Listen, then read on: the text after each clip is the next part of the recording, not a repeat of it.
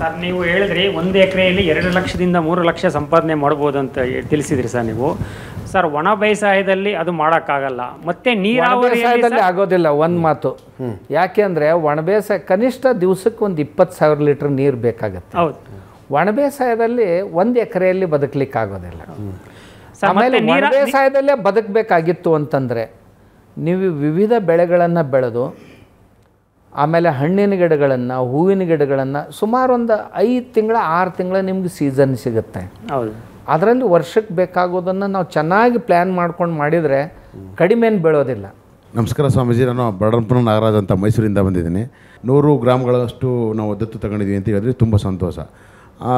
ಯಾವ ರೀತಿ ಆ ರೀತಿ ಪ್ಲ್ಯಾನ್ ಮಾಡಿದ್ದೀರೋ ಹಂಗೇ ತಾಲೂಕು ಮಟ್ಟ ಅಥವಾ ಗ್ರಾಮ ಪಂಚಾಯತಿ ಮಟ್ಟದಲ್ಲಿ ನೀವು ಮಾಡಿದ್ರೆ 100 ಇರೋ ಅಂಥ ಹಳ್ಳಿ 1000 ಹಳ್ಳಿಗೆ ಅವರೇ ಮಾಡಬೇಕು ಅಂತ ನಿರೀಕ್ಷೆ ಮಾಡಬೇಡಿ. ಅವ್ರು ಮಾಡಬೇಕು ಅಂತ ಮಾಡೆಲ್ ಕೊಡ್ತಾರೆ, ನೀವೇ ಮಾಡಬೇಕು ಅಂತ ಅಲ್ಲ ಸ್ವಾಮೀಜಿ.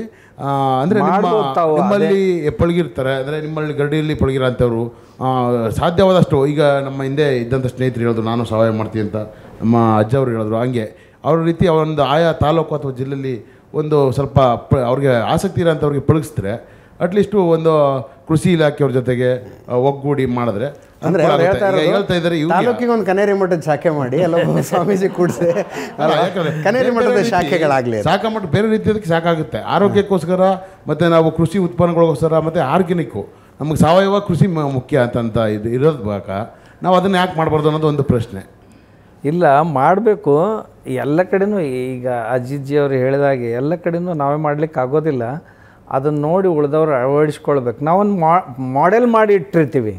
ಈಗ 1 ಎಕರೆಯಲ್ಲಿ 100 ಬೆಳೆಗಳನ್ನು ಬೆಳೆದು ಒಂದು ಪರಿವಾರ ಸುಖದಿಂದ ಬದುಕಲಿಕ್ಕೆ ಹೇಗೆ ಸಾಧ್ಯ, ಅದೊಂದು ಮಾಡೆಲ್ ಮಾಡಿದ್ದೀವಿ. ಅದರಂತೆನ ನಾವು 1 ಗುಂಟೆಯಲ್ಲಿ 30-40 ಒಂದು ಮನೆಗೆ ಬೇಕಾಗುವಷ್ಟು ತರಕಾರಿ ವರ್ಷದ ತುಂಬ ಚೆನ್ನಾಗಿ ಮಾಡಲಿಕ್ಕೆ ಸಾಧ್ಯ ಅಂತ ಅದೊಂದು ಮಾಡೆಲ್ ಮಾಡಿಟ್ಟಿದ್ದೀವಿ. ಅದು ಒಂದು ಊರಲ್ಲಿ 100 ಜನ 200 ಜನ ಮಾಡ್ತಾಯಿದ್ದಾರೆ. ಈಗ ಇಂಥ ಎಷ್ಟೋ ಹಳ್ಳಿಗಳಲ್ಲಿ ಮಾಡ್ತಾಯಿದ್ದಾರೆ. ಇಂಥವುಗಳು ನಾವು ನಮ್ಮ ಮನೆಯ ಅವಶ್ಯಕತೆಗಳಿಗಾಗಿ ಆದರೂ ಕನಿಷ್ಠ ನಾವು ಮಾಡ್ಕೊಂಡಿವಿ. ಇಂಥವುಗಳನ್ನ ನಾವು ಮಾಡಿಡೋದಷ್ಟೇ, ಉಳಿದದ್ದನ್ನು ತಾವು ಅಳವಡಿಸಿ ಎಲ್ಲ ಕಡೆ ನಾವು ಹೋಗ್ಲಿಕ್ಕೆ ಹೇಗೆ ಸಾಧ್ಯ ಆಗುತ್ತೆ ಹೇಳಿ.